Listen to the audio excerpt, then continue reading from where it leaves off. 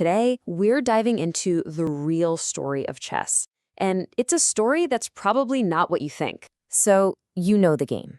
You know the pieces. You know the moves. But the story? The history you think you know about chess? Well, there's a pretty good chance it's wrong. So I have to ask, do you know the real story? Well, get ready, because the answer is going to take us on this wild 1,500-year journey. And trust me, it's a trip across continents and cultures that is absolutely packed with surprises. Okay, so first things first, let's kind of clear the board, so to speak, of a few of the biggest myths out there. We have to do that before we can get to where the story of chess really began. Okay, spoiler alert. It didn't start where a lot of people think it did. You hear these stories, right? That King Solomon invented it, or maybe the Greek god Hermes gave it to us. Others will point to China or even Persia. Look, they're great stories, they're romantic, but the historical record, the archaeology, it's pretty clear they're all myths. And you know what? The real story is way more interesting anyway. All right, here it is. The true ancestor of chess is a game called Chaturanga. It all starts in the Gupta Empire in India way back around the 4th century. The name itself is a dead giveaway. It comes from Sanskrit. Chatur means four, and anga means limbs or wings. So you get the four-winged game. And what it really represented was a war game. It was a simulation of the four key divisions of the Indian army back then: your infantry, your cavalry, your elephants, and your chariot. And look, you don't even have to take our word for it. Let's go back to the 9th century. There was an Arab historian, Al-Yaqubi, and he's writing about India's greatest gifts to the world. And what does he list? He lists this foundational work of literature. He lists the 9 digits that are the basis for all arithmetic, and right there with them, chess. I mean, think about that.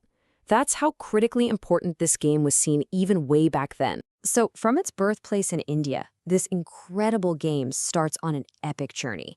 And it's this migration that's going to transform it into the chess we all know. Okay, so the history is actually pretty complex, but you can boil it down to one single super important journey.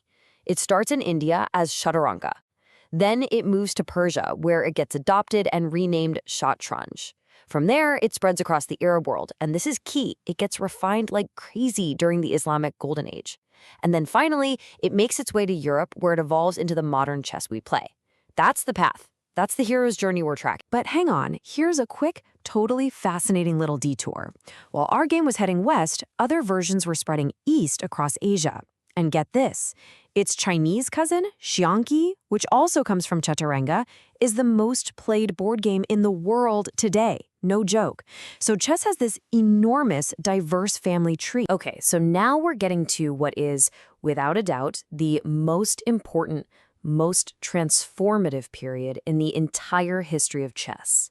This is the moment when a simple pastime became a science. I mean, we're talking about a 500-year stretch here. For 5 centuries, during the Islamic Golden Age, Shatranj wasn't just a game people played. Oh no. It was studied, it was documented, it was elevated to a legitimate art form. This half-millennium, it's the critical bridge that connects the ancient game to the one we play now. And the amount of innovation in this era is just staggering. Think about it. Arab scholars and players gave the world the very first chess books, the first ever player rating system, the first documented theories about openings, they called it tabia, the first chess puzzles, mansubat.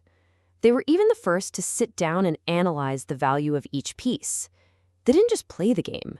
They basically invented the study of the game. So you're probably wondering, what was Shatranj actually like to play? Well, let's start with the biggest shocker. The queen, the most powerful piece on the modern board, didn't exist. Not even close. Its ancestor was a piece called the furs, which means counselor. And it was kind of pathetic. It could only move one single square diagonally. Just one. Can you even imagine playing chess where your queen is that weak? And the bishop was just as weird. It wasn't a bishop, it was the fiel, or elephant.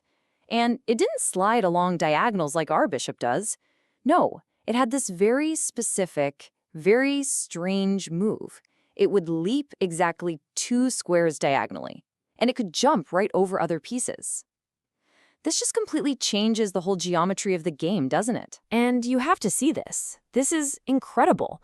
1,000 years before FIDE ratings were a thing, Players in the Arab world had this super sophisticated system for classifying players. Right at the top, you had the Aliyat, the grandees.